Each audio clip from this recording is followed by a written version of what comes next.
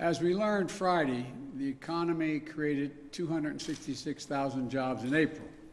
In fact, altogether, since the time we took office, we've created more than 1.5 million jobs in the country.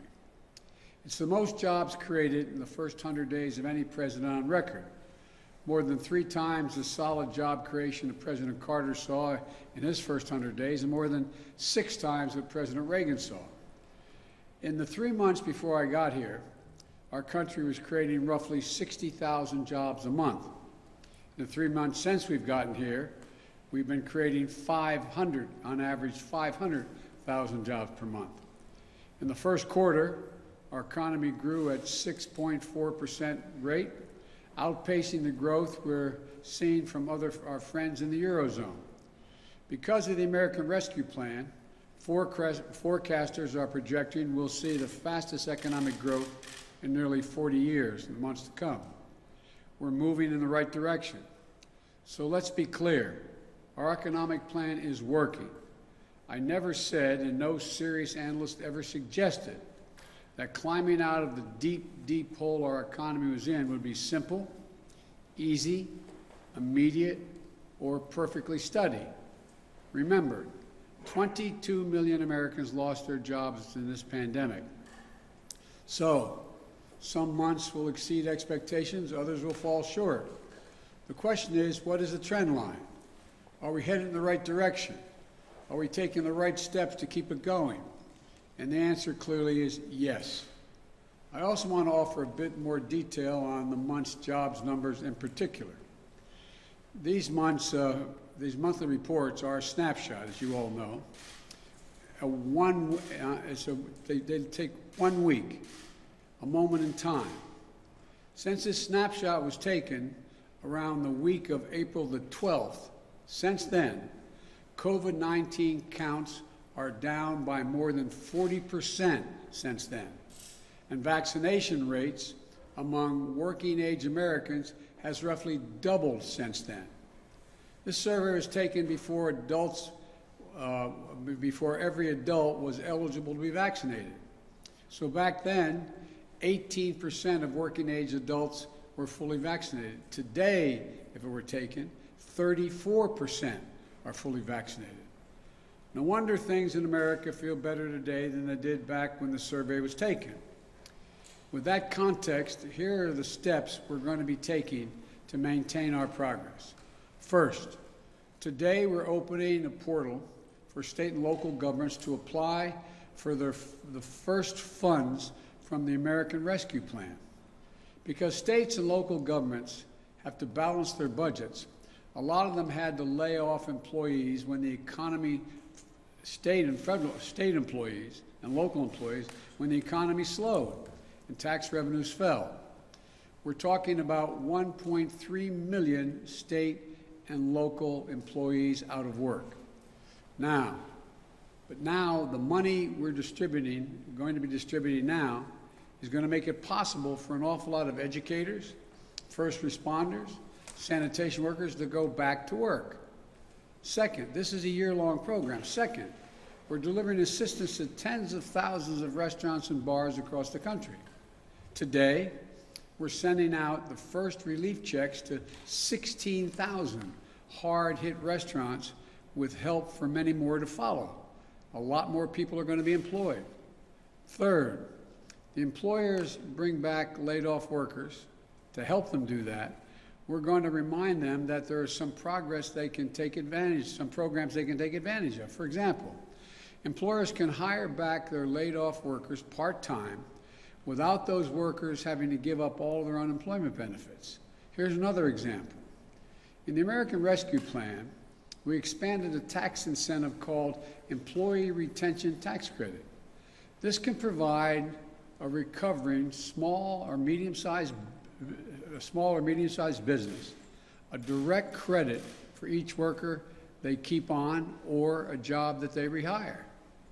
Fourth, we're going to provide real help for people struggling with the challenge of childcare, which is making it hard for many parents who need to work, especially women, to get back to work. During this crisis, thousands of child care providers and centers were forced to close because they couldn't make ends meet with fewer students and higher costs to keep them safe. As a result, parents lost the support system they depended on for child care, and tens of thousands of child care workers lost their jobs. In fact, there are 150,000 fewer child care jobs now than there were pre-pandemic.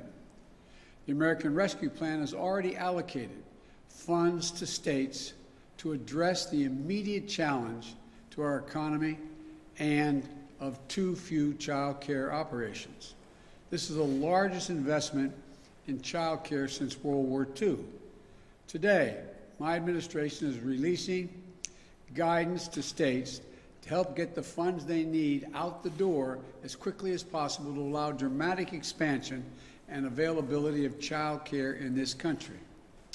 With these funds, states can help hundreds of thousands of providers reopen and stay open and provide safe and healthy learning environments for more than 5 million children. These funds will also allow states to provide over 800,000 families with subsidies to pay for child care. Simply put, it's going to help working parents get back to work. This one-time investment is a real answer to a real problem our economy is facing right now.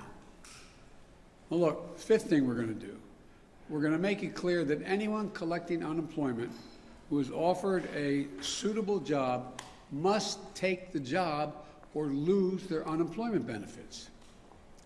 There are a few COVID-19 related exceptions so that people aren't forced to choose between their basic safety and a paycheck, but otherwise, that's the law. I know there's been a lot of discussion since Friday's report, that people are being paid to stay home rather than go to work. Well, we don't see much evidence of that. That is a major factor. We don't see that, look, it's easy to say the line has been, because of the generous unemployment benefits, that it's a major factor in labor shortages. Americans want to work. Americans want to work. As my dad used to say, a job's about a lot more than a paycheck. It's about your dignity, your place in the community, being able to look your kid in the eye and say everything's going to be okay. I think the people who claim Americans won't work, even if they find a good and fair opportunity, underestimate the American people. So we'll insist that the law is followed with respect to benefits, but we're not going to turn our backs on our fellow Americans. 22 million people lost their jobs in this pandemic through no fault of their own. They lost their jobs to a virus and to a government that bungled its response to the crisis and failed to protect them. We still have 8 million fewer jobs than we did when the pandemic started. And for many of those folks, unemployment benefits are a lifeline. No one should be allowed to game the system, and we'll insist the law is followed, but let's not take our eye off the ball. Families who are just trying to put food on the table, keep a roof over their head, they aren't the problem. We need to stay focused on the real problems in front of us, beating this pandemic and creating jobs. Again, the law is clear. If you're receiving unemployment benefits and you're offered a suitable job, you can't refuse that job and just keep getting the unemployment benefits. We're also working to overcome all the barriers that may be making it harder for people to get back to work. Child care, getting vaccinated, getting schools open. We're making progress in all these things. And we need others to step up and play a role as well. For example, we need employers to step up in a couple of ways. First, we need them to get help to their people and get them vaccinated. 2 weeks ago, I announced that we will provide a tax credit to employers if they give workers paid time off to get a shot and recover from the effects of the side effects, if there are any. Our economy can't achieve its full potential until we get more people vaccinated. Employers can help that. We also need to recognize that people will come back to work if they're paid a decent wage. The last Congress, before I became president, gave businesses over $1.4 trillion in COVID relief. Congress may have approved that money, but let's be clear, the money came from the American people, and it went from the American people to American businesses, many of them big businesses, to help them get through this pandemic and keep their doors open. I'm not questioning it. It was the right thing to do. But my expectation is that as our economy comes back, these companies will provide fair wages and safe work environments. And if they do, they'll find plenty of workers. And we're all going to come out of this together better than before. So we need to stay focused on creating jobs and beating this pandemic today and building back better for tomorrow. The American Rescue Plan is just that, a rescue plan. It's to get us out of the crisis and back on the track, but it's not nearly enough. That's why we need the American Jobs Plan, which is an 8-year investment, an 8-year investment strategy to make sure working people of this country get to share in the benefits of a rising economy and to put us in a position to win the competition with China and the rest of the world for the 21st century. That's the next stage. That's what we're doing right now. We're working to get that passed.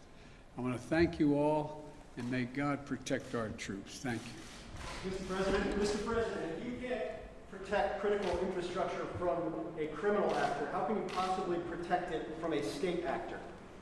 We can do both. We will. Do you think Russia is involved at all implicitly with that attack?